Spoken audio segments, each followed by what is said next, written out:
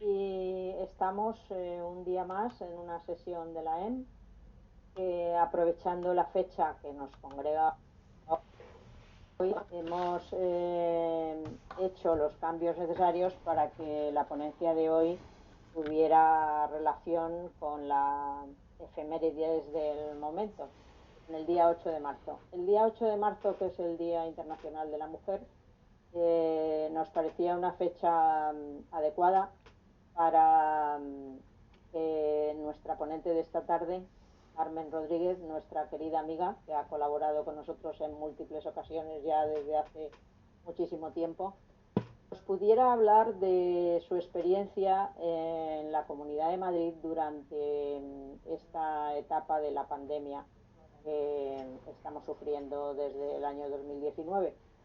Eh, Voy a hacer una breve presentación de Carmen Rodríguez y a continuación, muy breve presentación para no quitarle tiempo. Y a continuación, el doctor Alfonso Delgado nos dará las instrucciones, como es habitual, para el buen funcionamiento de la jornada. Carmen Rodríguez, como decía, una querida amiga desde hace ya mucho tiempo, es una gran experta en mediación y trabaja desde hace mucho tiempo en mediación, tanto en la docencia como en la práctica de la mediación. Y por lo tanto tiene una grandísima experiencia, y después de ese gran trabajo de mediación y en el área de igualdad durante muchísimo tiempo, tuvo, yo creo que la suerte de poder ocupar la Dirección General de Igualdad de la Comunidad de Madrid durante tiempo suficiente como para poder dejar una huella interesante. Y de esa huella interesante nos va a hablar esta tarde, de manera que va a compartir con nosotros la experiencia de todos los mecanismos que pusieron en marcha durante la etapa de confinamiento y posteriormente, eh, con respecto a las mujeres que estaban en situación de vulnerabilidad, tanto por los casos de violencia de género como por cualquier otra situación que se considera vulnerable. No voy a entrar en más detalles porque ya Carmen esta tarde nos dará las explicaciones pertinentes. Pero sobre todo quería hacer hincapié en que la experiencia de los mecanismos que pusieron en marcha en la Comunidad de Madrid durante esa etapa para un asunto tan delicado como es la violencia de género, son un éxito verdaderamente remarcable. Así que bienvenida, Carmen, y esta tarde espero que aprendamos mucho de esta experiencia interesante de la que nos vas a hablar. José Alfonso, cuando quieras nos introduces en las reglas del juego y luego ya le pasamos el micrófono a Carmen. Muy bien, bueno, pues vamos a ver. Las reglas del juego, como siempre, pues son básicamente tener primero apagado el micrófono y el vídeo mientras interviene la ponente. Segundo es solicitar la palabra o hacer la pregunta a través del chat interno que está en la esquina superior derecha, ¿vale? Eh, es para, digamos, aquellas personas que queráis hacer preguntas, pues cogéis y pincháis en el chat, deis vuestro nombre y hacéis la pregunta, ¿no? Y ya por orden de solicitud, yo ya voy dando digamos, el turno para hacer las preguntas. Y luego, una cosa muy importante, y eso sí, es obligado hacerlo, es, bueno, que sabéis que esta sesión se está grabando, y aquello que queráis preservar vuestra privacidad, pues hombre, pues cogéis y apagáis la cámara, cosa que es bastante conveniente para reducir el tamaño de flujo de datos y evitar así, digamos, saturación de red. ¿De acuerdo? Bueno, pues estas son más o menos las advertencias que hacemos siempre, y a partir de ahora pues ya la cuestión es darle paso a María del Carmen, pues para que comience ya su intervención. María del Carmen. Ya me he encendido el micro. Muchas Venga, muy gracias, bien. Aurora, por tus amables palabras, a Alfonso por tus indicaciones y por estar pendiente para que todo vaya súper bien y no tengamos ningún problema. Yo voy a intentar eh, comentar mi experiencia en aproximadamente una media hora o así, para que luego podáis hacerme todas las preguntas que queráis y comentarios o lo que os parezca oportuno. Todo empieza, como comentaba Aurora, en mi etapa como directora general de la Comunidad de Madrid. Nos tocó vivir algo insólito y algo además completamente inesperado, como es la presencia de un virus muy contagioso, además muy letal y, y además encerrados en casa, ¿no? No teníamos ni idea de que esto iba a ocurrir. Entonces les voy a presentar inicialmente cuál era la foto que teníamos en la Comunidad de Madrid en cuanto al tema de las mujeres justo antes de la pandemia, en el mes de febrero. Bueno, pues en el mes de febrero les tengo que contar que nosotros en la Comunidad de Madrid, en la Dirección General de Igualdad, atendemos a las mujeres víctimas de violencia de género y mujeres en situación de vulnerabilidad. Se habla de las mujeres víctimas de violencia de género, tenemos una red de recursos. Unos son recursos no residenciales, como son centros de día, un centro de atención a la violencia sexual, centros para mujeres inmigrantes latinas, centro para mujeres inmigrantes latinoamericanas, que es su propia cultura, idiosincrasia, que tienen sus propios centros, ¿no? Además de eso, tenemos centros residenciales, que es a donde van las mujeres víctimas de violencia de género. Y el circuito es el centro de emergencia, donde estás un máximo de 2 meses, de allí pasas al centro de acogida, donde estás un máximo de 12 meses, y de allí pasas a un piso tutelado, donde estás un máximo de 18 meses. Ese es el circuito. La situación que tenemos, la foto en todos los centros y en los datos que manejábamos era que en los centros abiertos, aquellos no residenciales, teníamos 1.716 mujeres en ese momento, en esa primera foto, en atención y 424 menores que también como víctimas de violencia de género les estábamos atendiendo. Dentro de los centros residenciales teníamos a 137 mujeres y 86 menores, sus hijos e hijas. En total, 223 personas en nuestra red residencial.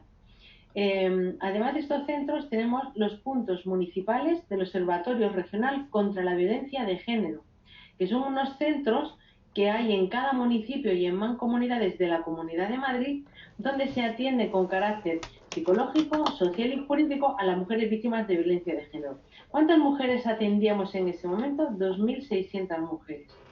Por otro lado, también incorporamos dentro de la violencia de género la prostitución y las mujeres víctimas de trata por explotación sexual, que son aquellas mujeres que en contra de su voluntad normalmente vienen de otros países y son secuestradas y en nuestro país las utilizan para ejercer la prostitución.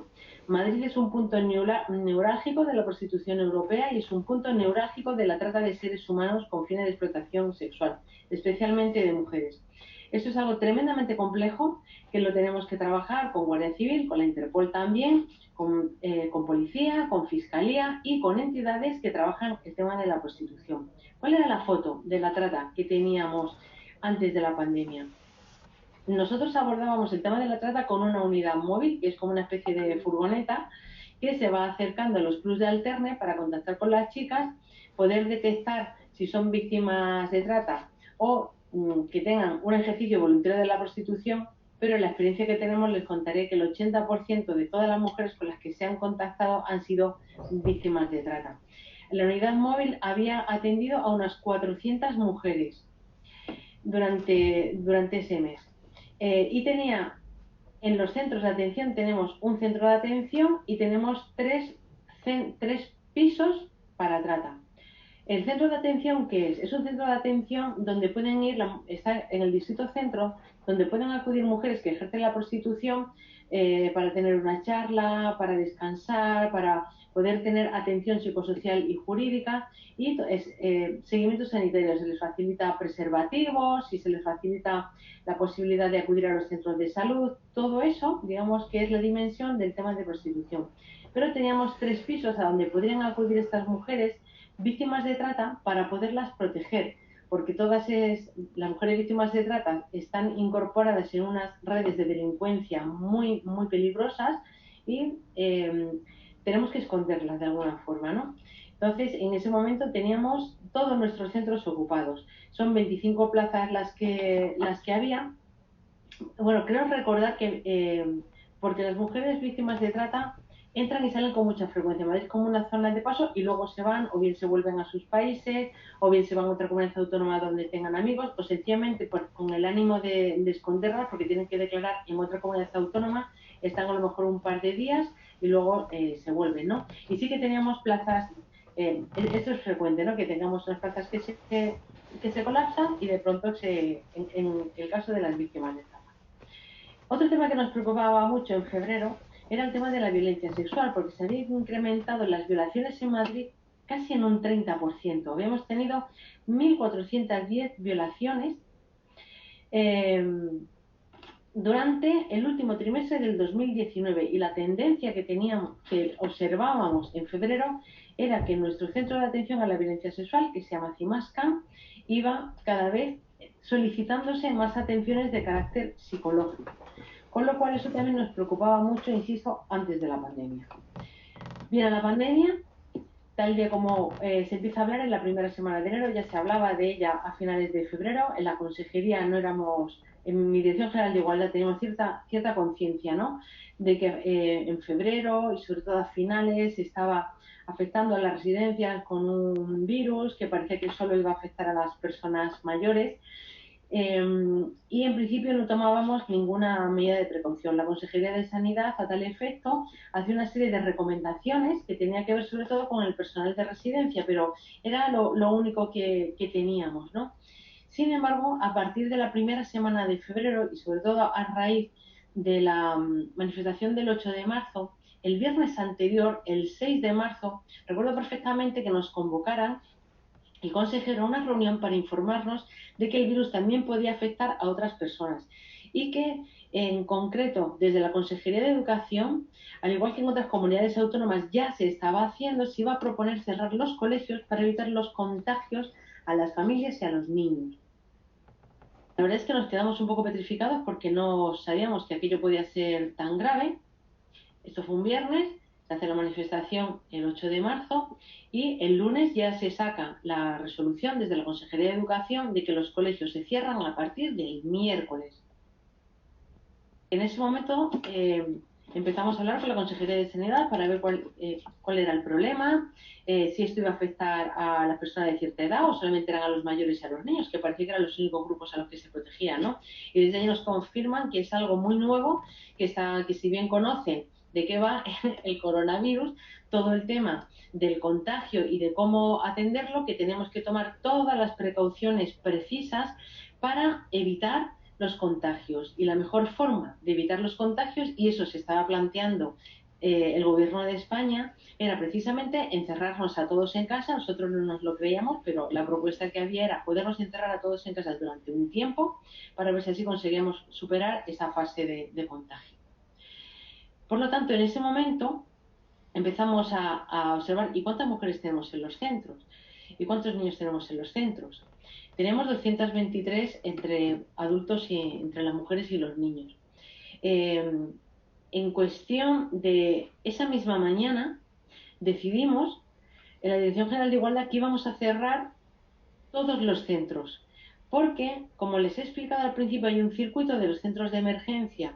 Una vez que superas 2 meses, que es una intervención psicosocial en la emergencia, pasas a una casa de acogida para tener una atención mucho más estable durante un año y luego de allí te pasas a los pisos tutelados, que ya es la búsqueda de autonomía, búsqueda de empleo y de vivienda. Por lo tanto, se hace un traspaso siempre en función del tiempo. A los 2 meses te vas a una casa de acogida y después de estar aquí te vas a un piso tutelado. Por lo tanto, tenemos mujeres que estaban en ese proceso de transición para pasar de un sitio a otro. Ahí cerramos todas las salidas que tenemos previstas en esa semana. O sea, si aquellas mujeres que estaban preparadas para salir del centro de emergencia a un centro de acogida, que pasaran ya, y una vez que pasaron, cerramos cada uno de los centros. Hicimos también una reconversión. Intentamos movilizar todas estas mujeres que estaban pendientes de pasar de un centro a otro centro, colocarlas de tal manera que pudiéramos dejar algunos centros libres. Los centros no son grandes residencias, como a lo mejor tenemos todos en el imaginario, sino cuando hablamos de centros, hablamos de pisos que son grandes, pero son pisos compartidos, donde además de las mujeres conviven con sus profesionales de referencia. Por lo tanto, lo que hicimos fue, todas estas personas que estaban en transición, poderlas incorporar en otras viviendas, con otras mujeres de la red de centros de acogida, para poder dejar espacios sin mujeres. No sé si me entienden. Con esto lo que conseguimos fue tener centros libres. Un centro con que mantuvimos una estrechísima colaboración, que es del Ayuntamiento de Alcorcón, donde acababa de terminarse una reforma y ese centro tenía 20 plazas, porque es un centro que conjuga emergencia y acogida. Entonces tenemos 20 plazas para que pudiera ser todas aquellas mujeres que vinieran a la red, no mezclarlas con aquellas que ya están en centros de emergencia, sino como no sabíamos si alguien venía contagiada o no contagiada, porque todavía tampoco sabíamos nada de los síntomas, tampoco se exigían PCR, de eso es que ni se hablaba, solo se hablaba de los contagios, lo que hicimos fue dejar este centro de 20 plazas única y exclusivamente para las mujeres que solicitan un centro para atender la violencia de género, aquellas que denuncian y que necesitan un alojamiento alternativo. Y se nos quedó con esta reconversión de plazas un centro de 5 plazas para mujeres que tuvieran sintomatología compatible con COVID o que fueran diagnosticadas con COVID en el hospital y nos las llevaran digamos, a casa, ¿no? A nuestras residencias. Así que se fue la primera. Cerramos todo, no permitimos ningún traspaso de la mujer de un sitio a otro, hicimos una reconversión de plazas y tenemos por un lado ya un centro para todas las personas, las mujeres que llegaban por primera vez a nuestra red, en lugar del centro de emergencia, un macrocentro, y por otro lado, si presentaba sintomatología compatible con COVID, en lugar de ir a este centro primero, te ibas a este otro centro. La Comunidad de Madrid, lo que para la gestión de centros, lo hace normalmente a través de convenios con ayuntamientos. Y en concreto, estos son 2 centros conveniados con ayuntamientos. Por lo tanto, hay un elemento fundamental para poder atender todo esto que se llama la coordinación. La coordinación con las entidades locales.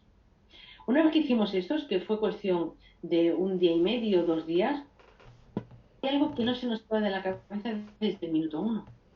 Y fue en el momento en que nos dijeron que nos iban a encerrar en casa, dijimos, ¿qué va a pasar con las mujeres víctimas de violencia de género? Estas 2.600 mujeres que son atendidas en los puntos de violencia, que están algunas en sus domicilios con sus agresores y otras que viven solas con sus hijos y que tienen en vigor órdenes de alojamiento. Nos preocupaba especialmente todas aquellas que convivían con sus agresores. ¿Cómo podíamos hacer para manejar esa situación? ¿Qué podíamos hacer? Entonces empezamos a dar muchísimas vueltas y pensamos, lo primero, esto es una situación nueva que va a generar mucha inseguridad. Lo primero es dar confianza. Confianza en la institución, confianza en que tenemos unos centros que las pueden atender y ante una situación de violencia de género que pudieran salir en cualquier momento, disponibilidad total para salir en cualquier momento, porque además tenemos previstas una serie de plazas suficientes. ¿Cómo podemos llegar a ellas? Pues volvimos a lo mismo. Volvimos a poder trabajar con todos los ayuntamientos de la comunidad a través de la Federación Madrileña de Municipios. La Federación Madrileña de Municipios es representante de todas las administraciones locales, de todos los ayuntamientos y mancomunidades de la Comunidad de Madrid. En este momento, lo de la ideología política y las idiosincrasias políticas se nos quedaba de lado. Estábamos muy por encima de todo porque tenemos que atender una situación de emergencia social para estas mujeres que conviven con sus agresores, que hacía que fuéramos todos en una sincronía impresionante. Y esto es algo que tengo que felicitar a la Federación Madrileña de Municipios. Esa disponibilidad absoluta a reunirnos, nos reuníamos cada 2 por 3 al mes, 2, 3 veces, lo que fuera necesario. Pero en esa primera reunión lo que acordamos fue lo siguiente, el siguiente protocolo. Dado que las atenciones que se hacían en estos puntos municipales, que son unos centros abiertos, no son centros residenciales, con atención psicológica, social y jurídica, también se cerraron. Por lo tanto, estas mujeres que vivían con sus agresores, que la única salida a lo mejor que tenían era acudir de manera discreta a ese tipo de servicios, se quedaban sin atención psicológica ni social. Como las parejas violentas no sabían que estaban siendo atendidas con nosotros, no las podíamos llamar a casa, no podíamos contactar con ellas y ellas tampoco podían contactar con nosotros.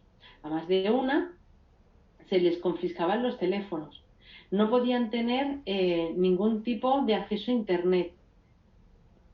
No podíamos contactar con ellas. Bueno, pues a través de la Federación Madrileña de Municipios se hizo un protocolo de actuación en donde la policía local, Guardia Civil, ella donde era Policía Nacional si fuera necesario, hicieron un seguimiento hiperestrecho a todas las mujeres que teníamos conocimiento desde los puntos de violencia que convivían con su agresor.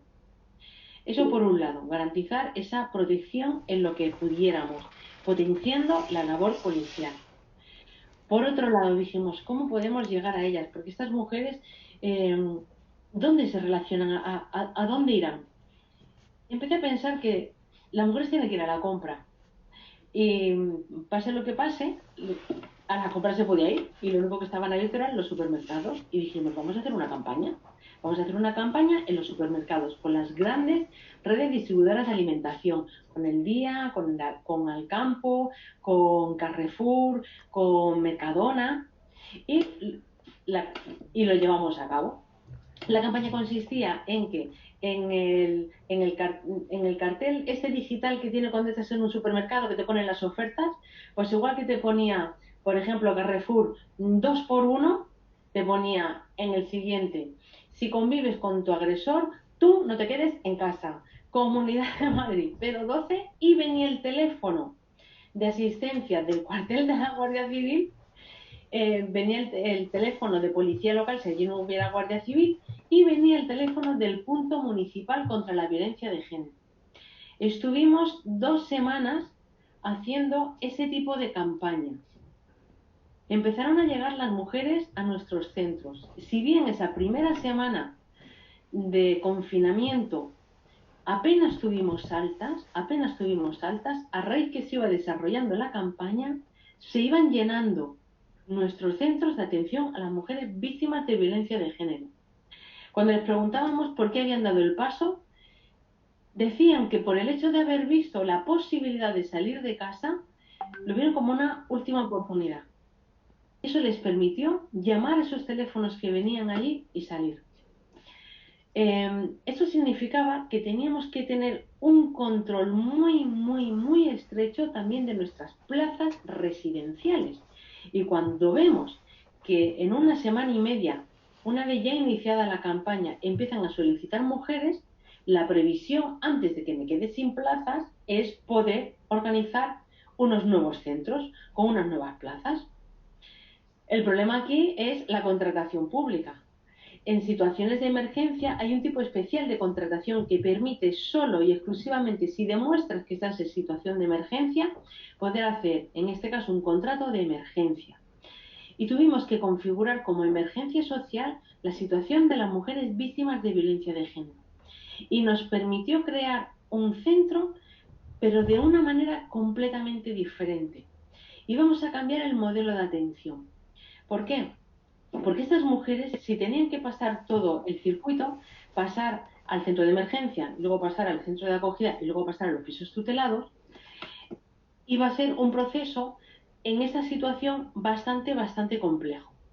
Por lo tanto, desarrollamos un nuevo recurso que consistían en unos pisos, en concreto fueron 5 pisos, para poder poner a una familia en cada una de estas viviendas un máximo de 5 plazas por piso, o convivir 2 familias, si una tiene menores, con una mujer que no tuviera hijos. Era un nuevo modelo de atención donde no convivían con los profesionales, donde había un estrechísimo seguimiento con la policía municipal, y eso nos daba pie a que las mujeres pudieran empoderarse mucho, mucho mejor y poder desarrollar de una manera más autónoma y más independiente este proceso tan doloroso como es el iniciar un tratamiento en violencia de género fuera de tu entorno, fuera de tu casa y fuera de todo, que por lo menos pudieras tener un espacio propio. Cosa que en este momento las casas de acogida como tal no lo facilitaban, a pesar de que también eran pisos. ¿Por qué? Por la convivencia con los profesionales. Las casas de acogida se conviven 24 horas con los profesionales. En este nuevo recurso que les denominamos pisos de autonomía y que empezamos a poner en marcha, no convivían con los profesionales, eran sus espacios, y la atención y la intervención psicosocial, dado que no podíamos salir de casa, pero sí que se podían dar servicios esenciales, entendiendo la psicología también como servicio sanitario, y los servicios sociales. Salió un decreto donde se proclamaban servicios esenciales, iban al domicilio y las atendían. Eso por un lado. Entonces ya tenemos el poder llegar a las mujeres víctimas de violencia de género que se han quedado confinadas, por lo menos hacer el intento, observar que la violencia de género había aumentado, y había aumentado además de una manera muy importante.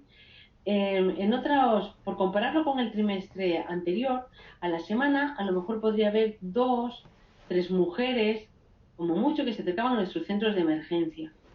Aquí se nos llenaron 25 plazas en casi 3 semanas, con lo cual habíamos triplicado la demanda. Había otro tema muy importante, y era, como les contaba, los niños se quedaron sin colegio. Tenían que seguir las clases por internet.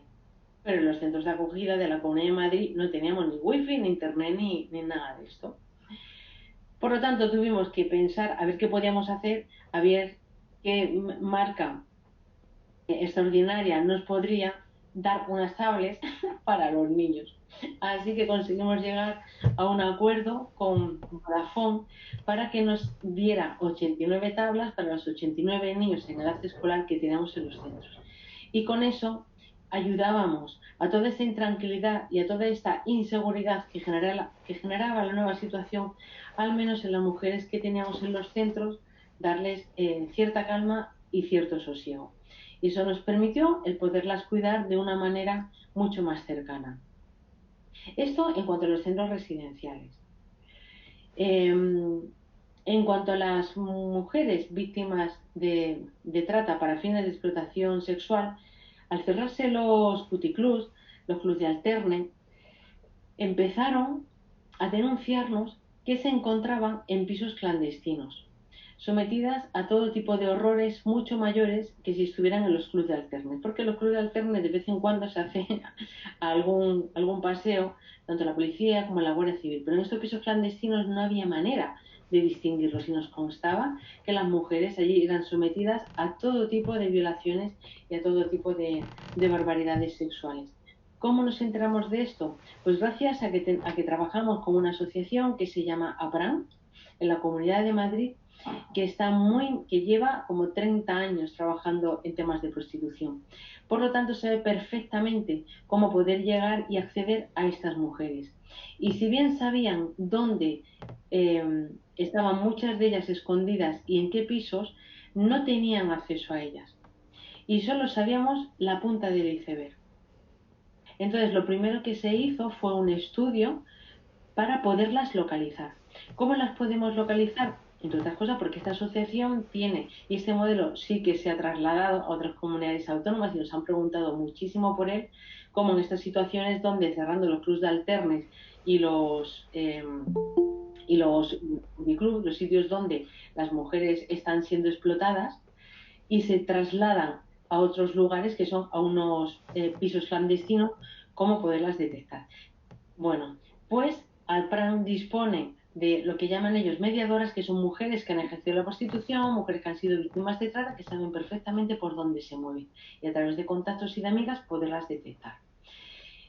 Y una vez detectadas, nos encontrábamos con la dificultad de que había muchísimas muchísimas mujeres, todas que no podían apenas salir. Está muy bien que las detectes, pero si estás en un piso clandestino no es como cuando están en el club de alterne, que las propias mediadoras se acercan, pero si estás en un piso clandestino no te puedes acercar porque, como su propio nombre indica, tú no puedes saber que están allí, porque si sabes que están allí, obviamente a las primeras a las que van a pegar van a ser las propias mujeres, porque han sido capaces de decirlo, ¿no? Así que fue otro quebradero de cabeza. ¿Cómo podemos hacer para acercarnos a ellas? Y al final lo que decidimos fue, de nuestra unidad móvil se habían localizado unos 50 y tantos nuevos puntos de prostitución clandestinos en toda la Comunidad de Madrid, y lo que hicimos fue, con la unidad móvil, en consonancia y en acuerdo con policías locales y con la Federación Madrileña de Municipios, en esta unidad móvil poder dar bolsas de alimentos para estas mujeres víctimas de trata. De manera que cuando fuera la furgoneta y se ubicara en espacios donde sabían nuestras mediadoras que estaban localizados estos nuevos puntos clandestinos de prostitución, ponemos allí la furgoneta con las bolsas de alimentos. Ellas decían que iban a por la bolsa de alimentos porque había una asociación que repartía alimentos, porque ellas además tenían el problema de que, al haber bajado, aunque tenían mucha demanda, pero les habían bajado mucho los ingresos, todo lo que se pudieran ahorrar, pues se lo ahorraban. Con lo cual, el poder bajar por bolsas de alimentos para una semana era una cosa muy interesante y muy buena para ellas. Entonces, ahí sí que las dejaban los proxenetas. Con lo cual, empezamos a poder contactar con ellas y una vez ya que contactábamos y las detectábamos, se les daba toda la información para que, si quisieran, podían salir de allí, protegerlas y venirse a nuestros centros. Bueno, les contaré que si normalmente, mujeres que se acercaban en una situación normal estaban en torno a las 400 cada 6 meses, se nos acercaron en 2 semanas 221 mujeres. Con lo cual salió muy bien, pero necesitábamos un nuevo centro de trata también de mujeres con fines de explotación sexual. De nuevo tuvimos que poder ampararnos en esta nueva forma de contratación y conseguimos un nuevo centro para mujeres víctimas de trata con 7 plazas. Por otro lado, gracias de nuevo a la coordinación policial, a la coordinación desde la Federación Madrileña de Municipios, que para que la furgoneta no fuera multada, tuvimos que hacer una carta desde la Comunidad de Madrid dirigida a todas las policías locales, dirigida a todos los alcaldes, donde se quedaba claro que no multaran a la furgoneta, porque no se podía circular en situaciones extraordinarias donde no entrábamos en ninguna de ellas. Bueno, así pasamos lo que ya todo ello fue la primera parte del plan de contingencia. En esta primera parte del plan de contingencia teníamos, por un lado, más plazas para nuestros centros, habían 25. Teníamos, por otro lado, más información también sobre lo que es el COVID. Tenemos, por otro lado, una detección muy interesante sobre las mujeres víctimas de trata, el aumento y el poder tener nuevos dispositivos para atenderlas. Tenemos las tablets de los niños para que hagan ellos sus deberes, y habíamos tenido una campaña de publicidad donde habíamos generado esa confianza para que las mujeres pudieran solicitar nuestros recursos. En mientras tanto, también les contaré que hubo varias mujeres víctimas de violencia de género que consiguieron salir a otras comunidades autónomas donde con otros familiares pudieran ser atendidas. Eso nos permitió de alguna manera liberarnos. Pero para poder pasar las mujeres de un sitio a otro, y ahora ya empieza el segundo plan de contingencia, ya estábamos aproximadamente en el mes de junio, teníamos que garantizar el hacerles pruebas para evitar los contagios. En estos momentos, como estaba la consejera de Sanidad, desbordada. ¿Qué vamos a hacer? ¿Cómo íbamos a hacer las pruebas? Tú pedías una PCR y tenía que ser por alguna situación vinculada a un contagio, pero no porque te fueras a un centro de acogida o no porque fueras a ningún otro sitio. Por lo tanto, otro de los protocolos que nos pusimos de acuerdo con Sanidad fue en poder tener a las mujeres en el centro de salud más cercano a donde está el piso, a donde va a ser atendida como centro residencial, que le hicieran una prueba PCR. Y especialmente también a las víctimas de trata, porque las víctimas de trata no habían tenido ningún tipo de seguimiento médico, no lo suelen tener, por lo cual desconocíamos cuál era el estado de salud de estas mujeres. Y se consiguió, entre otras cosas, gracias a la Dirección General de Salud Pública de la Comunidad de Madrid, que tuvo una extraordinaria sensibilidad y nos permitió hacer este protocolo sanitario para que las mujeres fueran con todas las garantías a nuestros centros. Y si había un problema de contagio, teníamos un centro, como les comentaba al principio, específico para mujeres con sintomatología de COVID. Por otro lado, en este segundo plan de contingencia es cuando se empieza a desarrollar estos nuevos modelos de atención con estos nuevos pisos de autonomía, y nos faltaba una campaña en donde poder los vecinos denunciar las situaciones de violencia de género para poder intervenir también con toda la comunidad, no solo con las mujeres y a través de los centros de alimentación, sino el poder intervenir también con los vecinos, el confiarles. Pero ya no tenemos más dinero porque se nos había ido todo con todas estas cosas y desde luego con estos nuevos recursos. Hicimos una campaña de coste cero. ¿Cómo lo hicimos? De nuevo con la Federación Madrileña de Municipios. Nos inventamos una plantilla que decía: tú no te quedas sola, gracias, y esto sí que se lo tenemos que agradecer, a una diputada del Grupo Ciudadano que se le ocurrió la idea de enviarme un mensaje por el correo electrónico con una plantilla que se titulaba Tú no estás sola. Y me dice: ¿qué te parece esto, Carmen? Y dije: mira, me parece tan bueno que vamos a hacer una campaña con todos los municipios en donde vamos a poner este cartelito de Tú no estás sola, donde de nuevo viene otra vez el teléfono de asistencia en violencia de género, el teléfono para pedir ayuda a la Guardia Civil, y vamos a hacerlo a través de las web de los ayuntamientos. Así que esa fue otra cosa que hicimos en este segundo estadio. Otra cosa que nos preocupaba mucho fue la violencia sexual, y en ese segundo plan de contingencia había un estudio sobre el impacto de la violencia sexual y alternativas. Ese, como me fui en octubre, estaba terminándose de hacer en octubre. ¿Por qué? Porque la violencia sexual sobre todo es en el entorno familiar.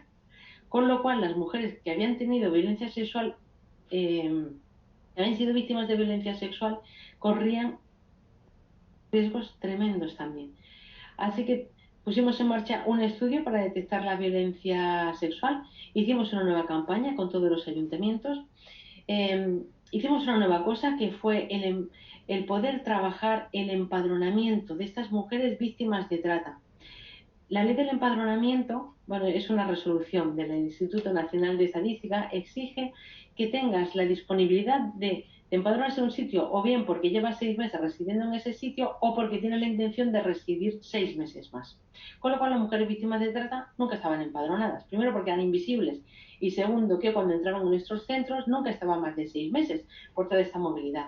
Con lo cual el tiempo que estaban no tenían derecho a ninguna ayuda, ni siquiera... O sea, iban solo a los médicos por emergencia, pero ni siquiera podían tener la tarjeta sanitaria de su centro de salud, porque no estaban empadronadas.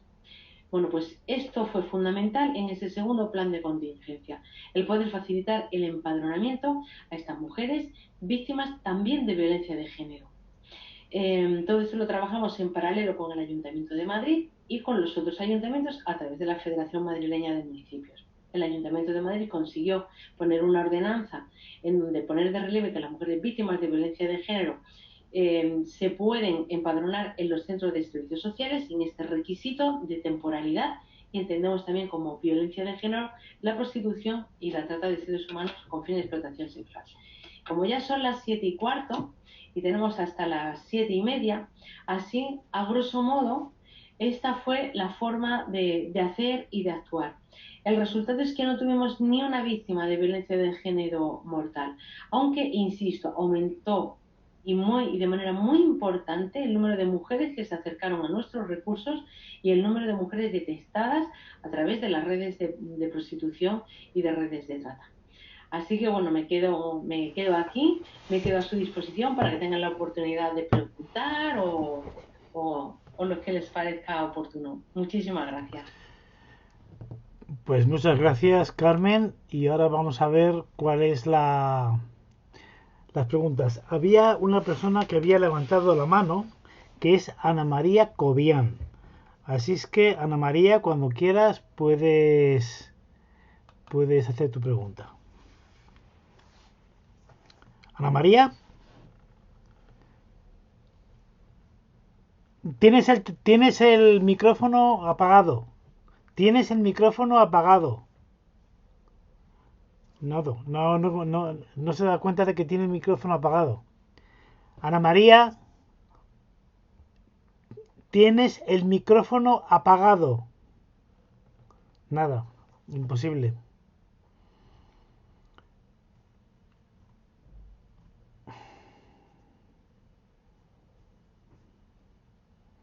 ¿Se le puede enviar un mensaje por chat a Ana María? Sí, voy a tratar de hacerlo.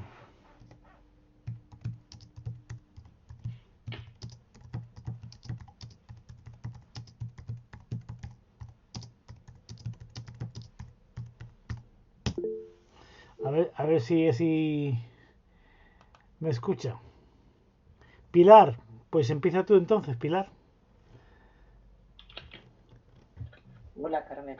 Bueno, la Hola, verdad es Pilar, ¿qué que, tal? hola, la verdad es que creo que tienen mucha suerte las mujeres de Madrid, de que si transmites ese empeño que has ¿no? Esa fuerza con la que has transmitido todo lo que has hecho por ellas, pues imagino que la cosa irá muy bien. La verdad es que muy bien, ¿eh? Sobre todo porque has hablado de verdaderos problemas de las mujeres y esto es así. Y te lo digo, pues te lo puedo decir yo, pues que he tenido que denunciar pues, incluso la venta de matrimonio de niñas o sí, de adolescentes para casarse. Y la verdad es que en muchísimas ocasiones he encontrado con un muro administrativo bastante difícil de romper, ¿eh? Yo hablo desde Cataluña, ¿eh? Yo vivo aquí en Cataluña y entonces Ajá. mm, me alegra pensar que allí son más ágiles, o que al menos han sido más ágiles, porque la experiencia que yo tengo al menos aquí ha sido siempre de una gran lentitud respecto a la protección de las mujeres y sobre todo respecto a la protección de los menores. Creo que los menores víctimas de violencia de género no se les protege. En algunas ocasiones he llegado a escucharlo de que, bueno, pero es que a fin de cuentas tienen que seguir viendo a sus progenitores, etcétera, etcétera, ¿no? Porque si no se ponen peor y esas cosas, ¿no? Como si fuesen aspirinas o ibuprofeno los niños. Y digo, hombre, no, a ver, los más se tendrán que poner bien por sí mismos, no por nosotros. Nuestra importancia es velar por esos menores, justamente, y escucharlos un poquito más, que generalmente no son escuchados, esos menores. Así es que felicidades por todo ese trabajo. Y luego sí que me gustaría decir una cosa, si es que, porque es una cosa que a mí siempre me ha llamado la atención, ¿eh? Y esto lo digo desde una realidad que me tocó vivir, por desgracia, de cara a que cada vez que se habla de todo este tema de ayuda a las mujeres y demás, pues yo no sé, al menos en la Comunidad de Madrid, ¿eh? Yo hablo desde Cataluña, te puedes encontrar con que te asesinen a 3 familiares y que tengas tú que hacerte cargo del entierro de los 3. Y tú dices, pues mire usted, casi que no den tanto dinero a según qué tontadas, con perdón, lo siento, Claro. pero lo voy a decir así, y eso sí que es una ayuda directa. O no sé si en Madrid ocurre, pero aquí también, que si a ese familiar al que si te matan directamente en tu casa, y lo dejan todo ensangrentado, tus hijos o que tus familiares se tienen que hacer cargo de esa limpieza que suele ser especial. Que dices, pues vaya ayudas que tenemos, o sea, encima que te han matado un familiar, pues encima tienes tú que hacerte cargo de todo esto. Entonces yo no sé si allí en Madrid ocurre lo mismo. De estas dos cosas te las digo porque Sí, te cuento. lo sé fehacientemente porque vamos, o sea, no sé, vaya. Y Te cuento. si no crees que habría que mejorar esto un poquito más. Sí, sí, por supuesto. Aquí en Madrid, por ejemplo, la Comunidad de Madrid otorga la asistencia letrada y se persona como parte, acusación particular, por un lado, y facilita gratuitamente el apoyo jurídico y la representación también a través de abogados a la familia para que se persone contra el agresor y además la Comunidad de Madrid como institución a nivel particular. Luego, por otro lado, lo de la limpieza de cuentas y lo de los pedidos, eso son ayudas económicas, pero que se tienen que gestionar desde los ayuntamientos. Sin embargo, mi opinión es que desde la Comunidad de Madrid podríamos facilitar, porque nosotros directamente no lo podemos hacer, pero sí podemos facilitar a los ayuntamientos un soporte económico para ese tipo de situaciones. Eso sí que se puede hacer y para eso además está el Pacto de Estado, que es un dinero que se transfiere del Estado a las comunidades autónomas y que y la comunidad autónoma puede con eso hacer contratos y acuerdos con los ayuntamientos. Y en concreto ese tipo de ayuda estaría perfectamente encardinada en ese Pacto de Estado que se llama. O sea que sí que se puede hacer, sí que la comunidad puede abordar un fondo económico de apoyo a aquellas familias de la mujer víctima de violencia de género. Nosotros, ya te digo, además de la acusación particular y además de pagar el abogado de la parte de la parte afectada, también damos ayudas económicas para poder soportar este primer momento de estos niños y de estas familias. Hay otra cosa muy, muy importante que trabajamos también en la pandemia, que fue la de flexibilizar las ayudas económicas. Nosotros tenemos un convenio con todos los ayuntamientos donde están los puntos de violencia y donde hay una serie de ayudas económicas que se dan para situaciones de subsistencia. Y lo que te decía, no es un fondo que da la Comunidad de Madrid. Pero necesita, para poder tramitar estas ayudas económicas, de una ordenanza municipal, porque la Comunidad de Madrid tiene que hacerlo a través del ayuntamiento, pero es el ayuntamiento el que tiene la competencia de los servicios sociales con el ciudadano. ¿Cómo lo resolvimos? Diciendo a los ayuntamientos que hicieran una ordenanza en donde figurase ese tipo de ayuda nueva que se iba a dar a las mujeres víctimas de violencia de género. Con la pandemia el problema era que no se podía reunir el ayuntamiento y no tenía previsto la reunión para aprobar la ordenanza, el pleno municipal, si no estaban presentes. Entonces dijimos, bueno, por lo menos que el alcalde nos ponga que está la intención de generar una ordenanza, que nos lo ponga por escrito, que nos lo envíe por mail y vamos a dar por bueno como si tuviera la ordenanza. Y luego cuando la aprobéis nos informáis y cuando tengáis la posibilidad de haceros con el pleno. Pero ves, sí que se pueden gestionar ayudas económicas. Luego agradecer tus palabras, ¿no? De que qué suerte han tenido, porque ya no estoy de directora general, las mujeres, pero sí te contaré que fue un trabajo muy, muy, muy estrecho y en el momento en que yo me fui a mitad de octubre, se abandonó esta parte de la colaboración con todos los ayuntamientos, con la Federación Madrileña, parece ser que por motivos ideológicos y políticos, y se dejó de la mano de esa coordinación y el resultado es que hemos tenido en los últimos 2 meses 3 mujeres muertas nada más empezar el año. Porque claro, si tú no eres capaz de trabajar codo con los ayuntamientos, con policía local, con guardia civil, se te va de las manos. Es que es imposible. No se puede hacer de otra manera, ¿no? Entonces, bueno, vamos a confiar en que yo hablo mucho con la Federación Madrileña, ya sin tenerme puesto en nada, porque tengo magníficas relaciones con ellos y les insisto, por favor, hablar, poneros, como sea, hacerlo vosotros, insistir, porque Ojalá, la colaboración ojalá. institucional es fundamental. Ojalá te escuchen. Sí, seguro que... Bueno, sigo llamando a Ana María Cobian, que tenía una mano alzada, pero sigue con el micrófono apagado, con lo cual no sé si va a poder plantear su pregunta. Vamos a ver. Pues no parece. Yo te quiero hacer una, Carmen. Dime, Sí, Alfonso. no, es lo que has dicho ahora mismo, lo del tema de que nada más irte tú, a poco de tiempo de irte tú, como que la rutina o el protocolo que habíais establecido para justamente esto, pues se ha desvanecido. Es muy frecuente en las organizaciones mantener una dinámica inercial, tanto más inercial cuanto más tiempo lleve funcionando esa inercia. Si viene una persona que coge y actualiza o modifica o moderniza esos protocolos, parece como si el tiempo en el cual has estado tú dirigiendo el instituto, pues no ha sido suficiente como para poder vencer esa inercia.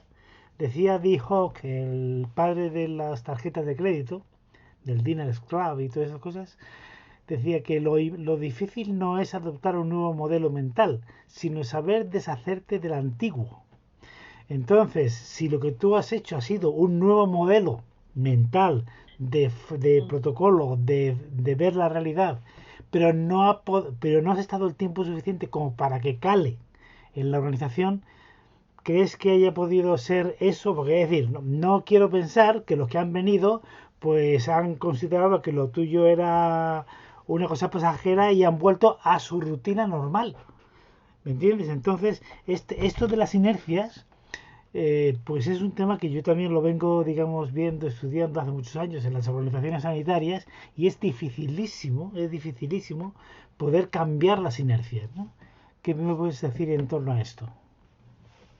Pues bueno, les tengo que decir que efectivamente durante muchos años no había relación con la Federación Madrileña de Municipios y la Dirección General, ¿no? No existía la relación. Pero era imposible trabajar, insisto, la violencia de género en una pandemia sin estar con ellos. Yo ya les conocía a la Federación y ya había estado en contacto porque tampoco puedo ser una buena directora de igualdad si no tengo la relación con las administraciones locales a través de la Federación Madrileña. Trabajamos mucho e intensamente, pero siempre estaba de fondo a nivel político que el protagonismo no lo abanderaba en esa situación la Comunidad de Madrid, sino que era un trabajo compartido con la Federación Madrileña. A mí eso me daba exactamente igual. Es decir, yo aquí funcionaba como un técnico experto en violencia de género, entendiendo cómo debíamos abordar en esa situación nueva y complicada el apoyo y la protección de las mujeres víctimas de violencia, al margen de cualquier ideología, al margen de cualquier política. Pero siempre tenía por encima el mensaje de que Carmen, el protagonismo ya no se lo lleva la Comunidad de Madrid, sino que se lo va a llevar la Federación porque va a saber cómo rentabilizarlo. A mí, insisto, esos mensajes no calaban para nada en mí. Pero lo cierto es que cuando yo me fui, la propuesta era, bueno, me fui porque hubo un cambio de consejero y el nuevo consejero refería que prefería un perfil más político que técnico. Mi perfil era muy técnico y muy especializado, ¿no? Y que él prefería un perfil más político que técnico. Y efectivamente, cuando gana la política, pues pasan esas cosas, ¿no? Que a veces la metodología o las buenas prácticas, como decía Aurora, caen en desuso porque priman otros intereses, ¿no? Que tienen que ver más con protagonismos y con fotos, ¿no? Que en el trabajo en sí mismo. Esa es mi opinión. Yo lo he vivido así, insisto, yo sigo hablando mucho con compañeros porque al final uno se hace amigos, ¿no? Desde la Federación Madrileña y me consta que les cuesta mucho, ¿no? Poder coordinarse y contactar con la Dirección General. De esto hace, fíjense, octubre, noviembre, diciembre, enero, febrero, marzo, va a ser casi medio año. No sé si se habrán visto una vez, no lo sé. Estaban pendientes en estos 6 meses de al menos verse una vez. Y es una pena. Muy bien, pues última llamada, last call a Ana María Cobian, que sigue sin tener el micrófono abierto para poder hacer su pregunta. Así es que si a la 1, a la de 2 y a la de 3 no abre el micrófono, pues se va a quedar sin preguntar. ¿Y cómo se llama? ¿Alguien ha levantado la mano que no sé quién es? Yolanda Guío pone. Yolanda Guío, pues venga, Yolanda. Yolanda. Ah, perdona, que Sí, bueno, me pongo la imagen igual para sí. que no sepa que me veáis. Hola Carmen, me ha encantado verte. Hola Yolanda, un placer. Y me ha gustado mucho la exposición y bueno, en esto estoy, bueno, yo creo que lo pensamos todos, que hablen o no, pero coincido con Pilar esa emoción que tú le pones, esa dedicación, pues es muy de agradecer. Y bueno, pues nada, decirte que sinceramente es terrible al final haya ganado el hecho de que al final es el perfil político lo que se busca. Es muy terrible porque más que pensar en la víctima, en el cambio social que tenemos que experimentar todos, porque yo creo que si esto se moviliza seríamos una sociedad mejor en su conjunto, pues estamos, o se está, dependiendo de qué comunidad y qué fuerza política, da igual, en otras vainas. Y me parece muy triste. Y en este caso es que además a mí me parece muy peligroso que, bueno, en este caso está gobernando el PP en la comunidad, pero tiene a su derecha un grupo que niega la violencia de la mujer y que además les ha contagiado en algunas ocasiones dependiendo del momento electoral. Todos recordamos no las últimas, sino las penúltimas en las que Casado empezaba a hacer un discurso que parecía Vox. Entonces, bueno, pues me da mucha lástima que al final hay un negacionismo de la violencia de la mujer. A costa de ese negacionismo se quiere confundir pues las pequeñas batallas o grandes batallas, porque sinceramente el cambio de mentalidad pues tiene que ver con pequeñas cosas. O sea, los micromachismos hacen que muchas mujeres no hagan carreras técnicas, no hagan una serie de cosas. Ellas los asumen igualmente. Yo cuando hablo de machismo siempre me enfada mucho que es como si fuera un ataque a los hombres. La ideología machista la tienen hombres y mujeres. Además, las mujeres suelen educar en ella porque es la que Es la responde. educadora principal, de momento. Entonces me da mucha pena porque yo decía, a ver si nos cuenta por qué se ha ido y esperaba algo terrible, pero lo que me has contado es más, por esperable, me ha parecido todavía más terrible. O sea, que al final un modelo que te han aceptado, como dice José Alfonso, porque ha sido un momento de crisis y había que cambiar bueno, vale, pruébalo un poquito, pero luego volvemos a lo de siempre y con el agravante de que ese sector de la extrema derecha que niega la violencia machista o que la minimiza eh, y la iguala a otras cosas, pues al final está ahí detrás moviendo hilos y influyendo en las personas, en los líderes y en las líderes que tenemos en la Comunidad de Madrid. Exacto, Yolanda. Sí que es verdad que yo tenía a Vox eh, muy posicionado, y yo he tenido reuniones con todos los portavoces, yo les he invitado por deferencia, eh, y cuando han venido, pues no es que les haya tenido apartado, ¿no? Claro que les he escuchado, pero les he pegado muchos cortes, claro, porque eso de negar la violencia de género a mí me parece que puede ser considerado delito de odio, por ejemplo, ¿no? Para que veas las posiciones tan difíciles, ¿no? Y eso era muy cuestionado también a nivel político. ¿Por qué? Porque para poder aprobar el presupuesto de la Comunidad de Madrid se necesita el voto de Vox. Yo creo que sí que es verdad que se fue mi consejero, dimitió, y el nuevo consejero tendría que montar a su equipo. Difícilmente hubiera contado conmigo en todo caso, porque si estaban pendientes los presupuestos con vos y yo era un absolutamente distorsionador con el grupo Vox, no podía seguir ahí, no podía seguir ahí. Luego, por otro lado, lo que te decía, ¿no? El poder colaborar por encima de ideologías políticas me llevaba maravillosamente bien con la oposición, que trabajó de maravilla, trabajamos todos de maravilla. Eso en política es difícilmente aceptable.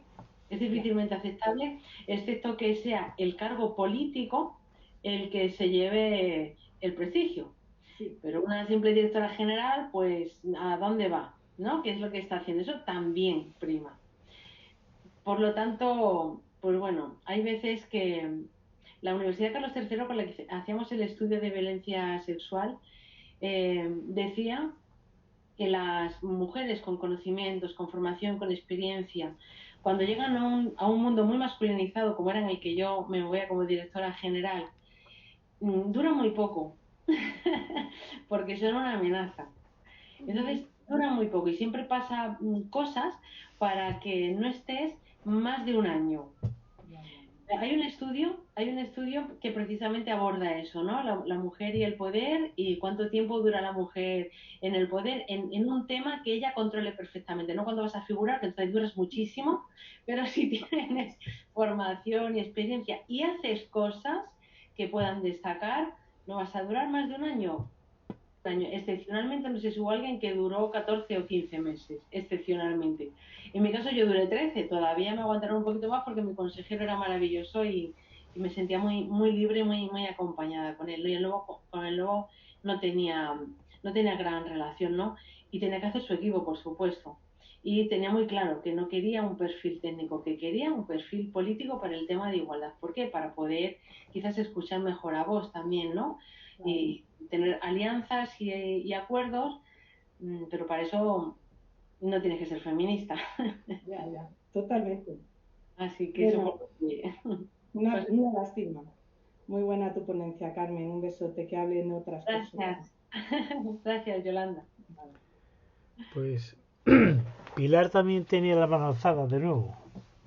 ¿Pilar? Sí, es que soy preguntona de naturaleza. Fenomenal. Sí, soy preguntona de naturaleza. No, viene a lo de, bueno, claro, vosotros comentáis desde, este es el gran problema, que estáis comentándolo desde Madrid, ¿no? Y quizás es una pena que cada comunidad tenga sus historias. Aquí este es un rollo, o sea, lo digo porque aquí en Cataluña te puedes encontrar con que llamas al Instituto de la Dona, una mujer llorando y que le digan que se tome hierbas de Bach.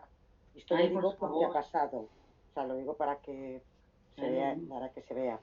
No, o sea que, y luego con respecto a, pues no sé cómo funciona la verdad lo de las extremas derechas y las extremas izquierdas, pero es que estoy un poco cansada sinceramente de ese tema, en este tema de mujeres, porque no sé lo que opina la extrema derecha, que puedo decir que los de la izquierda se marchaban de prostituta con el dinero de los ERE. Lo digo así por dejarlo así puesto, ya que criticamos, vamos a decir que se iban, y lo digo así de justamente con esas mujeres, ¿vale? Claro, que vamos Sí. a ser claritos Te todos, puedo porque contar. los que estamos Te puedo diciendo nada. contar estrategias sobre cómo abordar la prostitución, porque en concreto el Claro, Grupo Ciudadanos, que era el que a mí me había nombrado, yo no estoy afiliada a ningún partido político, ¿no?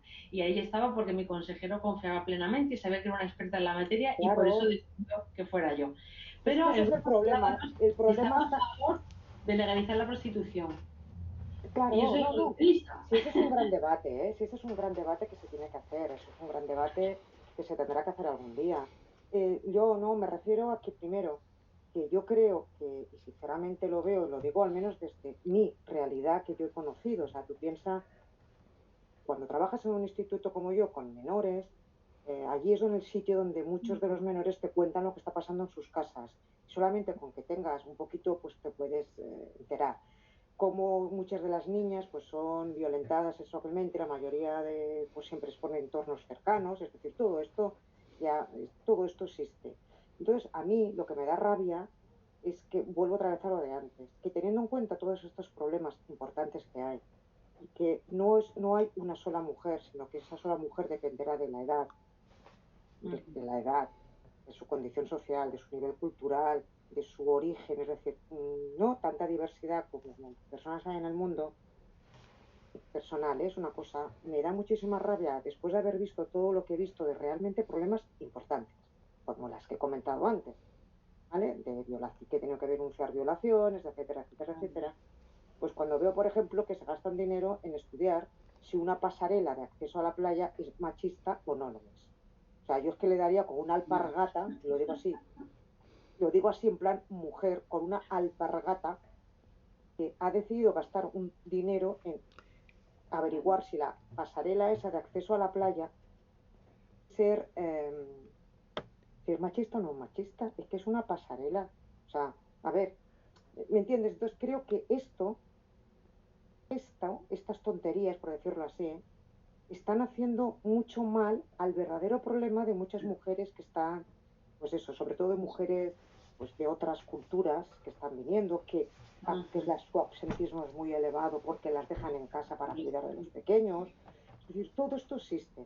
Entonces, más vale que nos dedicamos a controlar esto que existe y estas, con perdón de la palabra y de los presentes, estas gilipolleces, varias, que existen, pues que las dejemos un poquito de lado y nos pongamos a resolver realmente los problemas de las ciudadanas, en este caso que estamos hablando de mujeres. Y si es ya ciudadanas y ciudadanos, entonces ya, perfecto. Y ya está eso. Y un besico y beban los técnicos al poder. ¿Vale? Gracias. Pues sí, hay muchos temas que quedan ahí pendientes, ¿no? Y cómo las ideologías políticas pues nos sitúan a la mujer en un sitio u otro. Hay unos que sitúan a las mujeres como mercancía y vasijas reproductoras, que para eso está todos los que legalizan la prostitución, y luego hay otros partidos que están en el extremo contrario, ¿no? Totalmente abolicionistas, y luego está el Consejo de Europa, que también quiero nombrarlo, y luego está la Unión Europea y Naciones Unidas, estas tres entidades extraordinarias, ¿verdad?, que generan un marco jurídico y político internacional, refieren que es violencia de género la prostitución. En concreto, hay una resolución del Parlamento Europeo donde habla que incluso con consentimiento es violencia de género, porque es una humillación de la mujer y es una mercantilización de su cuerpo. Y eso es indigno. Hace todo una resolución extraordinaria posicionándose como violencia de género de ejercicio de la prostitución, incluso con consentimiento. Mira, una de las cosas que hice, que se me ha olvidado comentaros, es que solicité en mi atrevimiento, porque como ya me daba igual 4,80 y porque a pesar de todas las cosas iban saliendo bien, y con esto de la pandemia, en mi consejería estaban más preocupados por el tema de las residencias de mayores, que fue terrorífico, y tenía mucha tranquilidad con el tema de igualdad. Con lo cual, una de las cosas que hice fue solicitar a Sanidad, por motivos sanitarios, porque a partir del 24 de marzo se abrieron otra vez los clubs de alterne, solicitar el cierre de los clubs de alterne, porque a pesar de que la circulación estaba prohibida, a los clubs de alterne aumentó con diferencia la explotación sexual de las mujeres, imagínate. Entonces solicitamos el cierre de los clubs de alterne y las sanciones, y no lo pude conseguir. Y no lo pude conseguir, ni siquiera por razones sanitarias. Castilla-La Mancha sí que lo había hecho. Yo hablé con la directora general de Igualdad de Castilla-La Mancha. Incluso les dije cómo se podía hacer. Les pasé el decreto que había hecho Castilla-La Mancha para, si fuera necesario, las leyes se pueden copiar porque son públicas, tomar a la misma referencia, y fue imposible. Y fue imposible. Entonces, eso también hay una parte de la ideología de fondo que marca mucho en dónde situamos a las mujeres. Creo que ha levantado la mano Lorena del Cristo Peña Díaz, ¿puede ser? Pues vamos a ver. Cosme Cara, no. Pues no, yo creo que no veo, no la veo yo con el. Yolanda Guío, No, a lo mejor es se lo ha Yolanda vuelto a Guío, pero levantar. ya había hablado ella. Perdón, que no la he quitado o algo. Que Voy no, a que quitarla. no la has quitado. Vale. Vale. Bueno, pues no parece que haya más preguntas en principio, y la verdad es que tengo que reconocer que la exposición ha sido brillante. Brillante. Sí, mira, pues te garantizo una cosa, voy a volver a ver la exposición porque me ha fascinado. ¿Eh? Otras ponencias, pues las veo, luego hago el tratamiento de postproducción para subirla a YouTube y ya está, ¿no? Pero esta la voy a volver a ver porque la verdad es que me ha quedado muchas ideas. Sí, señor, la verdad es que te lo agradezco y te aplaudo. Ay, Y gracias, José Alfonso. muy bien. Bueno, pues ahora, Aurora, pues si quieres ya rematar la faena.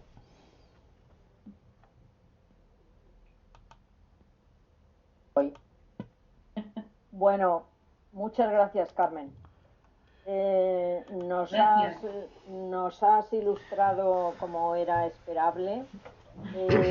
Como decía al principio, nos conocemos hace tiempo y confiaba plenamente en que los protocolos que habías puesto en marcha habrían sido exitosos, porque verdaderamente eres una mujer profesional con una seriedad y un peso reconocido y de gran recorrido durante mucho tiempo ya.